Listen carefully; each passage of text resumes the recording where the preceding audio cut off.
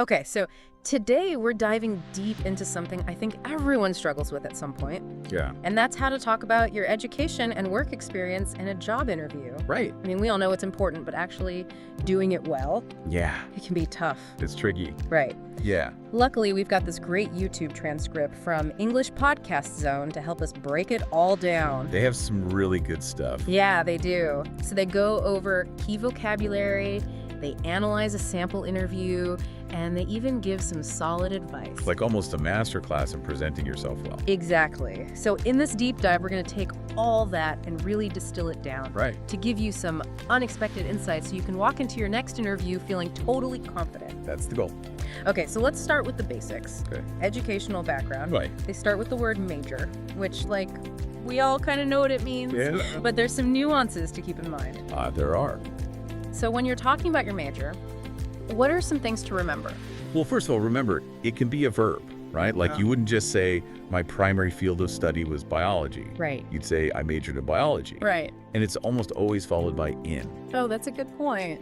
It's a little thing, but, you know. It makes you sound more professional. Exactly. It shows, how to use the language properly. Okay. And then there's minor, Right. which honestly, I didn't even know what this was until I started looking into it more for English learners. Yeah, it's not so common everywhere. No. So what's the deal with minors? Basically, it's a secondary area of focus Right. alongside your major. So let's say your major was computer science. You might have minored in math. Got it.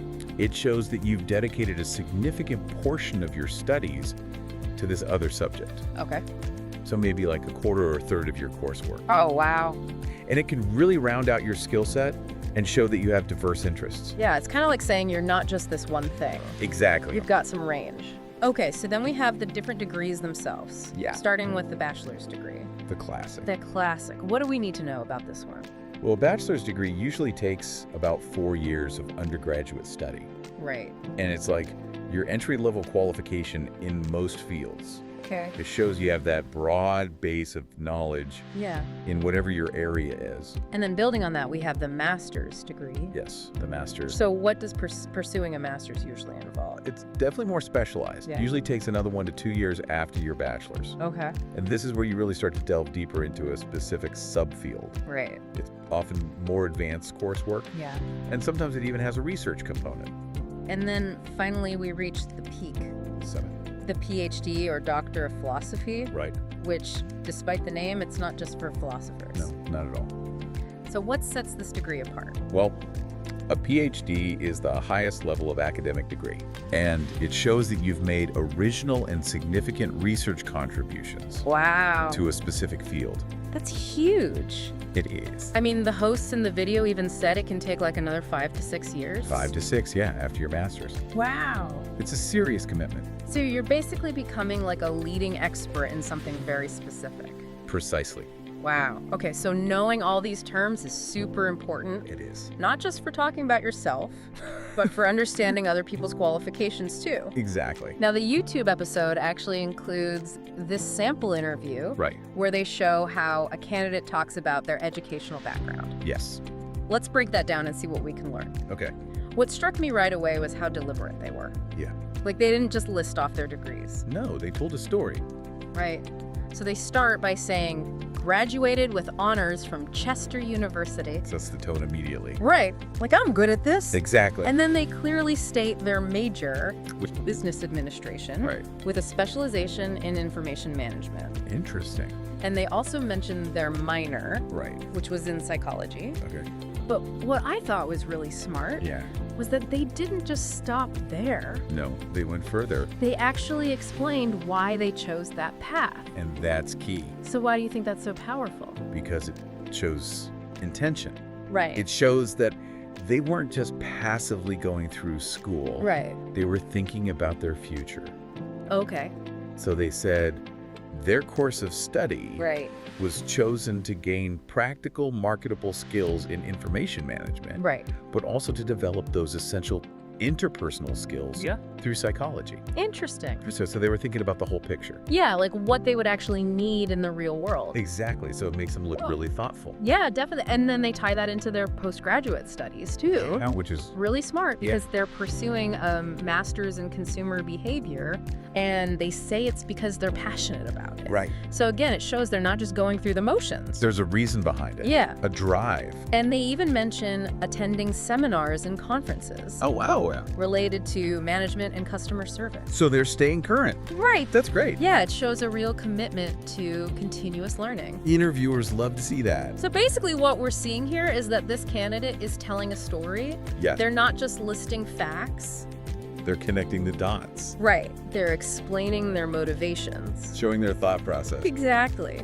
Okay, so the hosts of the YouTube episode also highlight some specific language Right. that the candidate used. Yeah. And they say this is really valuable to incorporate into your own descriptions. Yeah, it is. So let's go through those key phrases. Okay. The first one is course of study, Right? which honestly I'd never really used before. Yeah, me neither. So what does it actually mean? Well, it's basically just a more formal way to talk about your overall academic program. Okay. So instead of saying, I studied business, Right. you could say my course of study was business administration. Yeah, that does sound more professional. Exactly. Like you put more thought into it. Right. It's like you're talking about the big picture plan of your education. Got it. Then there's the word track, Mm-hmm. as in information management track. Right. So how does that fit into the whole education picture? Well, a track is a specific direction or focus within your major.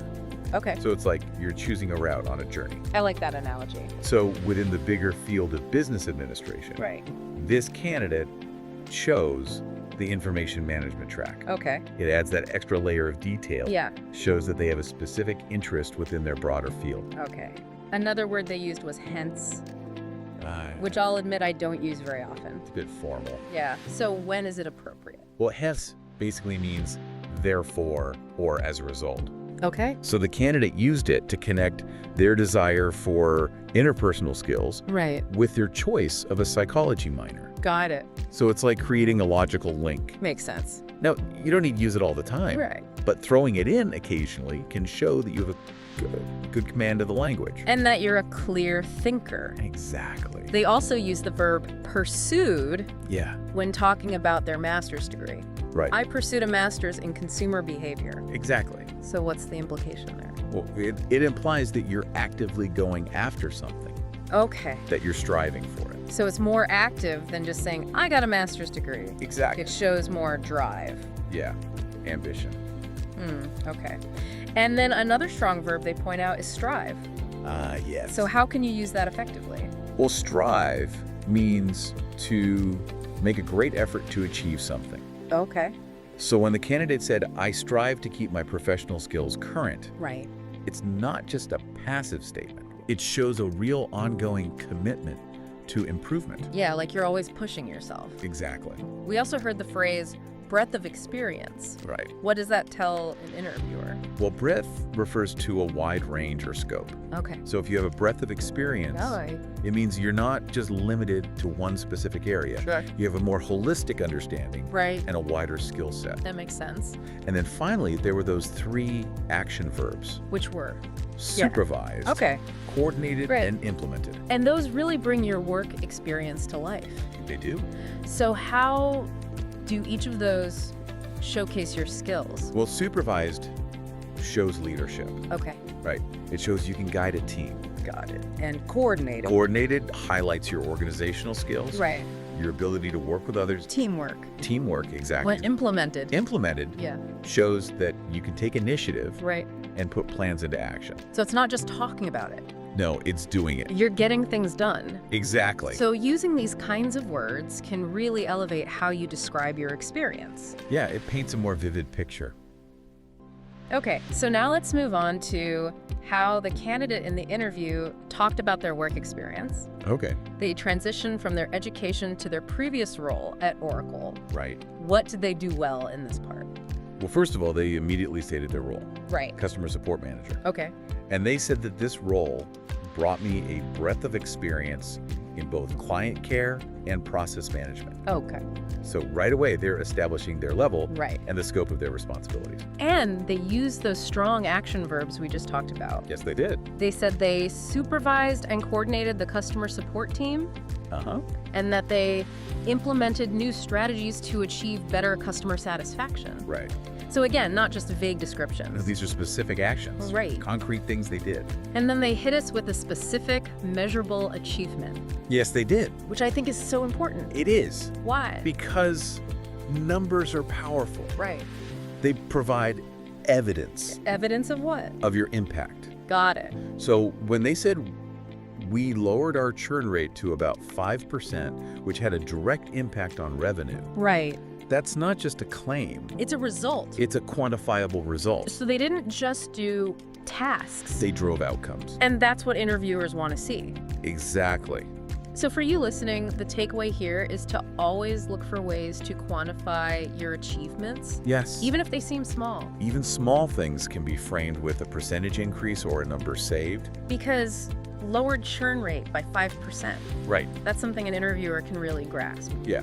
It's tangible. Okay, so the YouTube host also had some broader tips for discussing your educational background. Right. What were some of their key recommendations? Well, first of all, they said, don't just talk about your degrees. Right. Mention any training programs you've done, specific courses you've taken, seminars you've attended, Oh, yeah. that kind of stuff. Why is that important? Because it shows that you're actively engaged in learning Right. beyond just your formal education. It shows initiative. Exactly. You're going above and beyond. Right. And they also suggested bringing up any industry publications or magazines you read. Yeah, that's a good one. So what's the strategy there? Well, it shows that you're genuinely interested in your field Right. and that you're staying up to date. Okay. So you're not just relying on what you learned in school. Right. You're actively trying to stay current. You're on top of the latest trends. Exactly. Okay, so what about their advice for discussing work experience? Okay. Well, they said to be as specific as possible. Right. And back up your statements with concrete examples. Yeah, Which we definitely saw with the churn rate example. absolutely. So instead of saying something generic like, I improved efficiency, Right. what could you say? You could say something like, I streamlined the reporting process, reducing the time taken by 15%. Oh, wow, that's so much better. Yeah, it's specific. And it shows what you actually did. Exactly. They also emphasize the importance of using numbers Yes. whenever possible Always. to quantify your impact. Yeah. Because again, it's not just about saying you did something. It's about showing the results. Right. And numbers do that. They make it real. Exactly. And then finally they said to keep things positive, Right. even if you didn't love your previous job. Yeah. Why is that so important? Well, negativity can be a red flag. Yeah. It can make interviewers worry. Okay. So even if you faced challenges Right. or you weren't totally satisfied, Right. frame your reasons for leaving in a positive light. Okay. Focus on what you learned Right. or what you're looking for in your next role. So it's about growth and opportunity, Exactly. not dwelling on the past. Right.